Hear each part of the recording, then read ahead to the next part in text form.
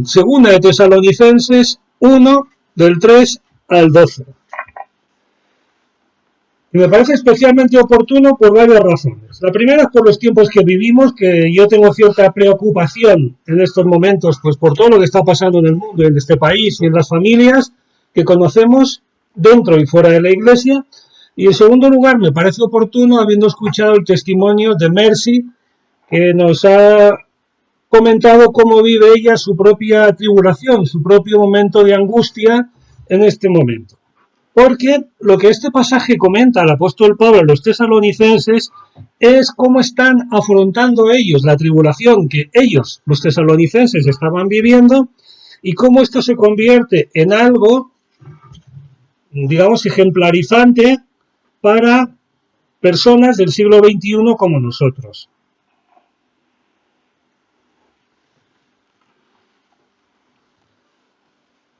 El título que yo he escogido para este sermón es precisamente este: ¿cómo adoptar una actitud correcta ante la inevitable tribulación? Y fíjate las palabras que escojo: actitud, porque las cosas suceden como suceden, y eso no es responsabilidad nuestra muchas veces, pero la actitud sí es responsabilidad nuestra. Y la segunda palabra que he escogido es la inevitable, porque la tribulación es algo precisamente inevitable, que forma parte de la experiencia de la existencia humana. Todos tenemos tribulación, tenemos angustia, tenemos ansiedad, tenemos miedos, tenemos preocupaciones y tenemos dificultades, en una forma o en otra. Porque lamentablemente la tribulación o digamos esta ansiedad adopta formas distintas dependiendo de la persona. Por eso no podemos dar una receta general, universal, para cada caso de tribulación. Ojo, que no podamos dar una receta universal no quiere decir que no haya unos principios universales a aplicar, a aprovechar y a aprender. Y esos principios en parte están aquí, en 2 de Tesalonicenses, capítulo 1, versículos del 3 al 12. ¿Lo leo? El apóstol Pablo dice a los tesalonicenses: debemos siempre dar gracias a Dios por vosotros, hermanos, como es digno, por cuanto vuestra fe va creciendo y el amor de todos y cada uno de vosotros abunda para con los demás. Tanto que nosotros mismos nos gloriamos de vosotros en las iglesias de Dios, por vuestra paciencia y fe en todas vuestras persecuciones y tribulaciones que soportáis. Esto es demostración del justo juicio de Dios, para que seáis tenidos por dignos del reino de Dios, por el cual asimismo padecéis. Porque es justo delante de Dios pagar con tribulación a los que os atribulan. Y a vosotros que sois atribulados, daros reposo con nosotros, cuando se manifiesta el Señor Jesús desde el cielo con los ángeles de su poder, en llamas de fuego, para dar retribución a los que no conocieron a Dios ni obedecieron el Evangelio de nuestro Señor Jesucristo, los cuales sufrirán pena de eterna perdición, excluidos de la presencia del Señor y de la gloria de su poder. Cuando venga en aquel día para ser glorificado en sus santos y ser admirado en todos los que creyeron, por cuanto nuestro testimonio ha sido creído entre vosotros. Por lo cual, asimismo, oramos siempre por vosotros, para que nuestro Dios os tenga por dignos de su llamamiento y cumpla todo propósito de bondad y toda obra de fe con su poder, para que el nombre de nuestro Señor Jesucristo sea glorificado en vosotros y vosotros en él, por la gracia de nuestro Dios y del Señor Jesucristo. Mira, es importante tener una actitud correcta ante la tribulación y la adversidad, como decía al principio.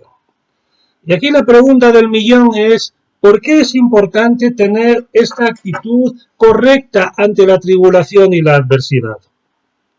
Pues es importante tener una actitud correcta ante la tribulación y la adversidad por 3 motivos. Primero, porque la tribulación y la adversidad son la prueba del discipulado.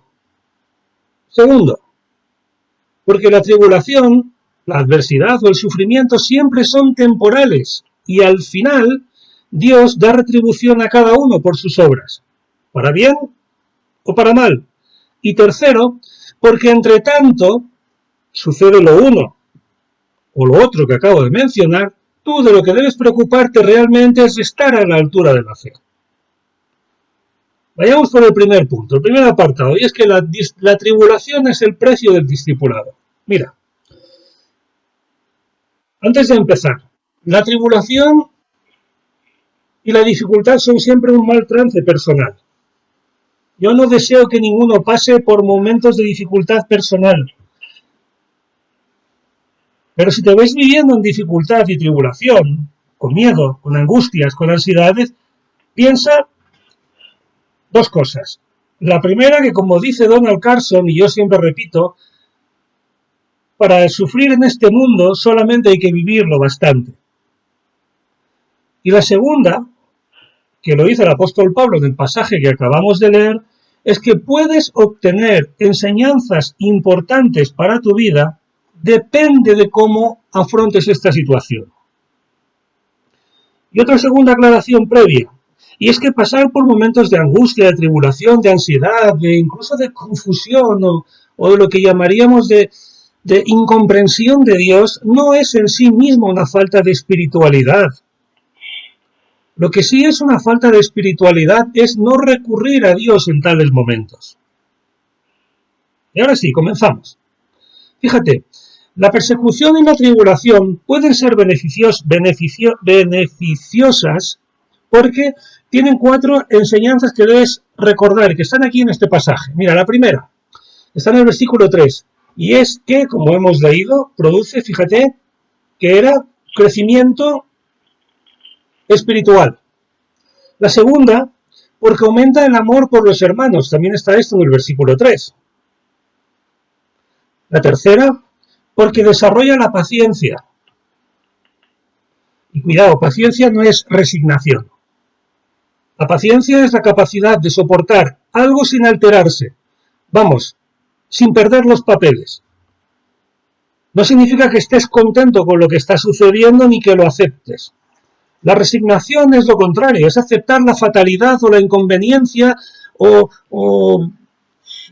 la injusticia y encima tolerarla, pensando que se hace en pro de una fuerza que tú no puedes controlar ni a la que debes oponerte. Y en cuarto lugar, fíjate que la persecución y la tribulación, bien enfocadas también, como dicen los versículos 3 y 4, además desarrollan la fe de la persona. Pero claro, estas 4 enseñanzas pueden estar desarrolladas durante el proceso de angustia y preocupación, como siempre dependiendo de la actitud, porque lo que de ti sí depende y de mí sí depende es la actitud con la que afrontamos nuestras propias dificultades. Fíjate además lo que dice el versículo 4, no nos vamos a engañar, yo no me quiero engañar a mí mismo, no te quiero engañar a ti.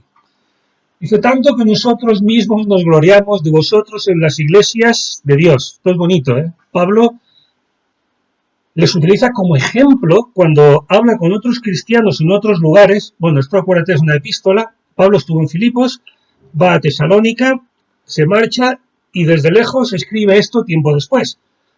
Se entiende que desde que estuvo en Tesalónica y vio y conoció lo que sucedía hasta que escribió esta epístola, él ha estado en más lugares, ha conocido a más iglesias, ha fundado y ha testificado y se han convertido más personas a las cuales les ha utilizado como ejemplo, y ahora sí, leo, de paciencia y fe en persecuciones y tribulaciones que soportan. Porque la persecución se soporta. Y lo que se soporta es aquello que requiere esfuerzo, que resulta cansino y a veces incluso agotador.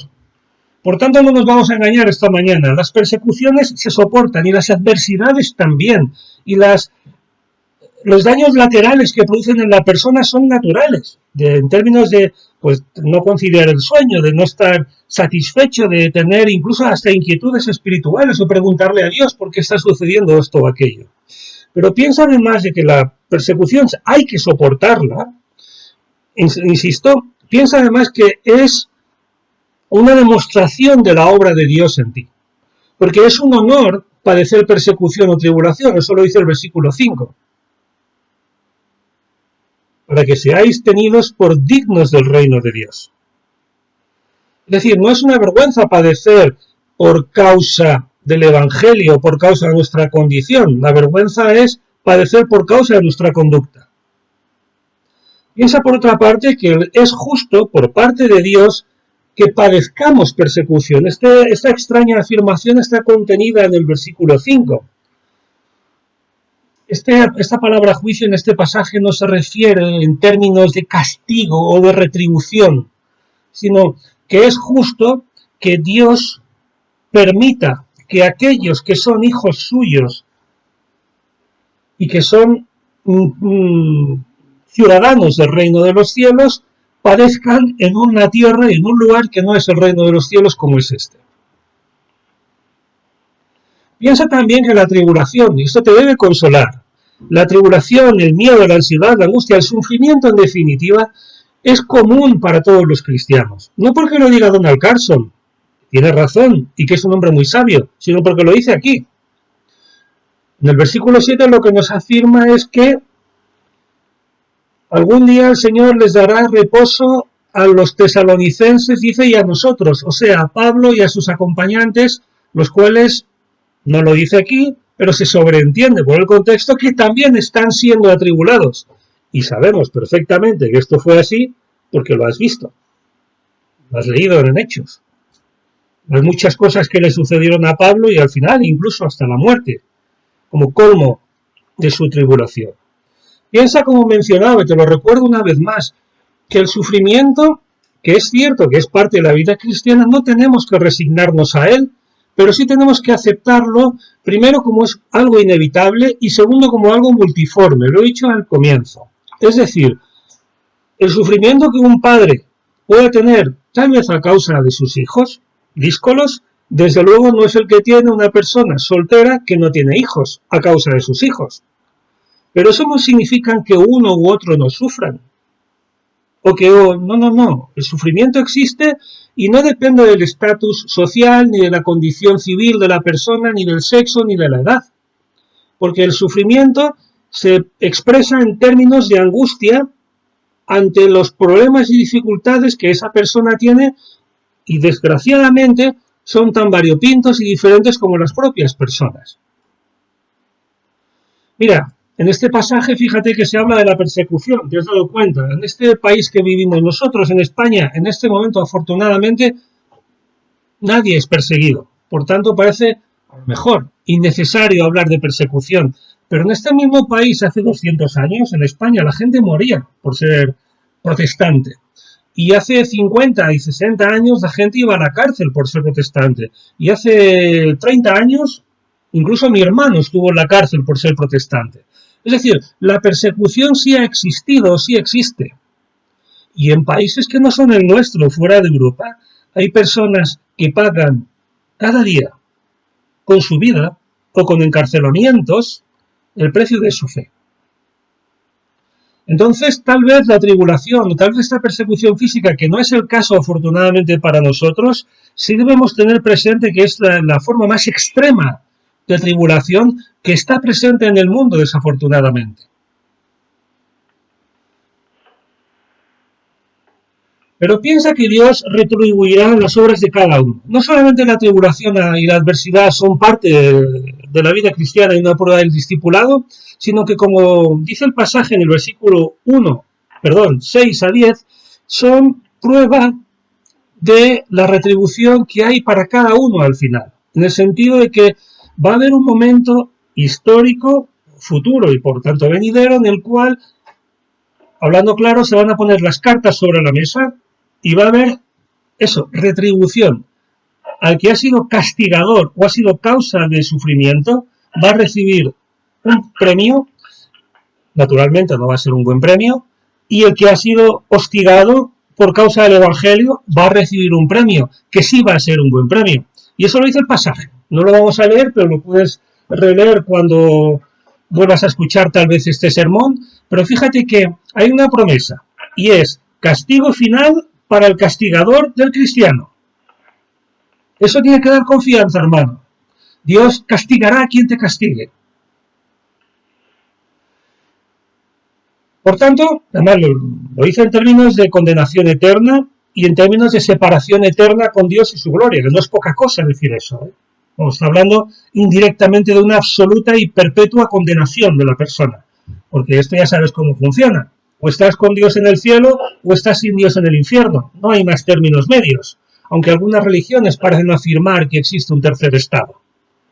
Piensa además que tampoco es necesaria la venganza personal. Aquí Pablo no la contempla. Cada cristiano lo que tiene que hacer es esperar el día de la retribución de nuestro Señor, en el cual habrá castigo tal vez a aquellos que nos castigan, que son hostigadores nuestros, o si esto no está causado por personas, sino que es un sufrimiento causado, vamos a decir, por las circunstancias, pues va a haber un resarcimiento del cristiano que ha sufrido por la causa que fuere. ¿Y cuándo va a ser esto? A la vuelta de Jesús. Versículo 7. Cuando se manifieste el Señor Jesús desde el cielo con los ángeles de su poder. Hermano, muchas veces lo digo y hoy lo quiero repetir otra vez. Jesús va a volver. Jesús va a volver para llevarnos con él. Versículo 8 dice, vendrán llama de fuego para dar retribución a los que no conocieron a Dios ni obedecen el Evangelio de nuestro Señor Jesús, los cuales sufrirán, lo que mencionaba antes, pena de eterna perdición, excluidos de la presencia del Señor y de la gloria de su poder. Casi nada, a mí se me pone el vello de punta de leer esto. En cambio, cuando venga en aquel día será glorificado en sus santos y será admirado en todos los que creyeron, por cuanto nuestro testimonio ha sido creído entre vosotros. Jesús va a volver, y no va a ser como la primera vez que vino. Jesús va a venir para traer retribución, para traer juicio, pero sí juicio en términos de poner orden en este mundo y sí valorar las obras de cada uno. Y eso no debe preocuparnos, pero sí debe, por una parte, alentarnos y por otra parte, llamarnos al entendimiento y a estar despiertos y atentos. Piensa que el uno, el hostigador, si es que existe, y lo otro, el reposo del cristiano, serán al final de los tiempos. Por eso es necesario tener también paciencia. Vivimos en el tiempo de la inmediatez. Yo siempre lo digo a los jóvenes con los que me rodeo, que me cuesta entenderles, porque a veces veo que quiero esto ahora y si no, no lo quiero. El viernes compré un producto por internet. La verdad es que no tenía ninguna prisa por obtenerlo, pero en 24 horas estaba en mi casa. Yo no lo pedí, pero es que es parte de, en fin, de la compañía, de la política comercial de la compañía que me lo proporcionó. Porque la urgencia, la rapidez es un valor añadido en nuestra sociedad. Pero me pone muy triste porque lo que debería ser un valor añadido en la sociedad, tan valioso como la urgencia en algunos casos, debe ser la paciencia en algunos otros. El saber esperar. Francamente, este producto que me llegó en 24 horas podía haberme llegado en 72, 48, incluso una semana, no hubiera pasado nada.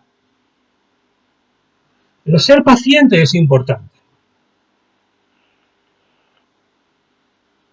Piensa que en esta actitud de paciente espera tendremos oportunidad de ver cómo el Señor finalmente, lo hizo en el versículo 12, no solamente va a expresarse con gloria en medio nuestro, sino en nosotros.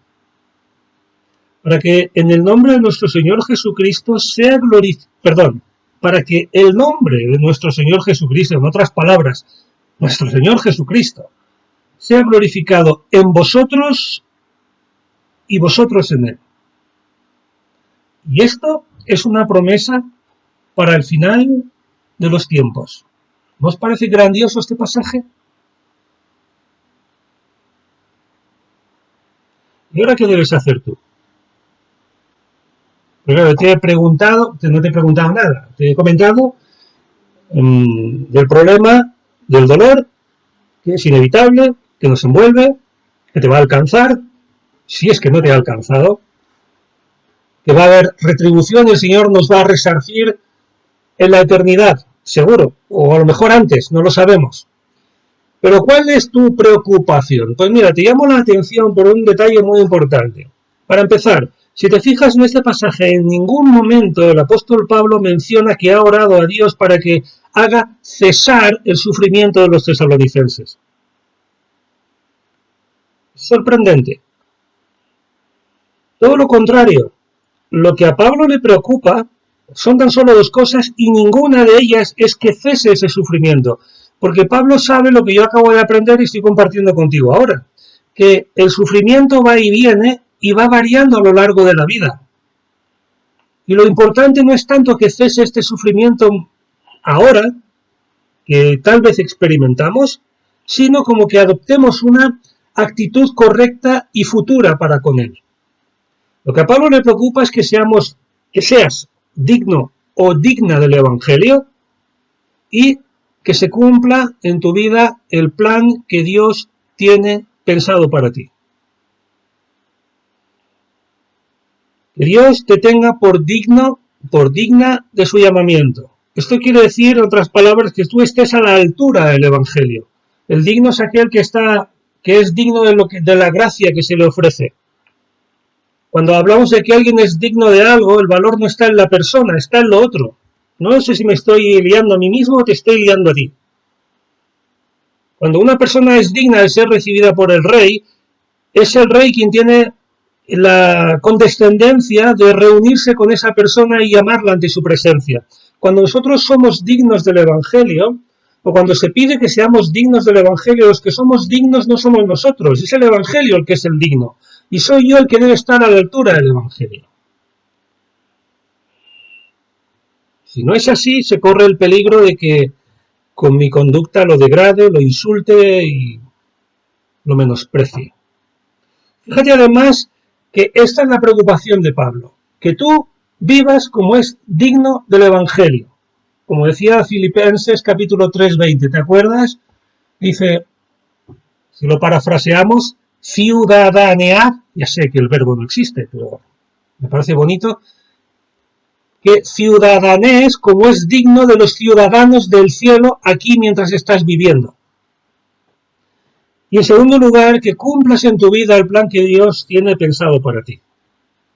Eso está en la segunda parte del versículo 11. Ojo, porque si dice o si ora y le preocupa que Dios cumpla su propósito de bondad y toda buena obra en las personas, en los creyentes de Tesalónica, es porque tal vez esto podría no suceder si los creyentes de Tesalónica no ponen de su parte. En otras palabras, Dios tiene un plan, no te voy a enredar ni voy a aquí a hacer juegos de palabras, pero Dios tiene un plan para tu vida en medio de este sufrimiento que tal vez estás padeciendo. Y lo importante es que tú vivas como es digno del Evangelio. En otras palabras, aguantando el chaparrón, vamos a decirlo así. Y en segundo lugar, cumpliendo el plan que Dios tiene para tu vida. No yéndote por las ramas, buscándote el camino fácil y haciendo tal vez lo que no debes solamente para acortar aparentemente un poco el sufrimiento momentáneo que experimentas. Este tiene que ser el objetivo de todo cristiano, sufra o no. Pero en el momento del sufrimiento, fíjate que por encima de la intensidad de él, o por encima de obtener alivio en la palabra, o pedir y obtener el cese de su sufrimiento, el apóstol Pablo lo que le preocupa es que el creyente haga estas cosas. Y que Dios sea glorificado. Bueno, dice Jesucristo, que viene a ser lo mismo, que sea glorificado en ti. Eso está en el versículo 12.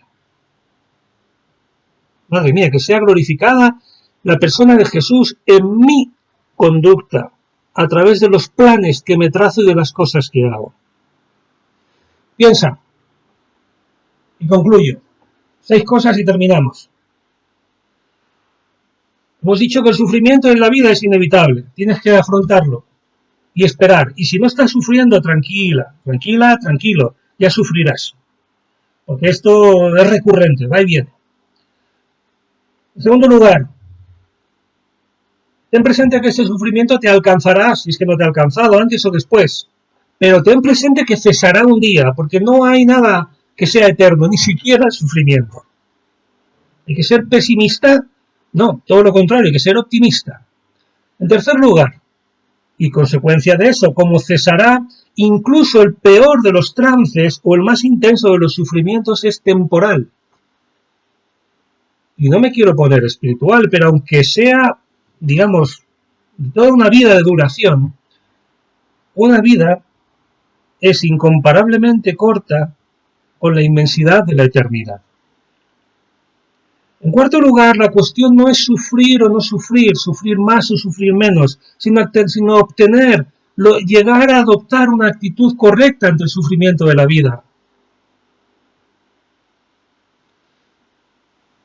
Quinto lugar, que tengas presente esto, que Pablo, por encima de la preocupación que pueda tener o de la compasión que pueda sentir de los creyentes de Tesalónica que están sufriendo, lo que le preocupa es aceptar la tribulación como algo natural e inevitable en medio de la cual vivimos como es digno del Evangelio y cumplimos el plan que Dios tiene trazado para nosotros.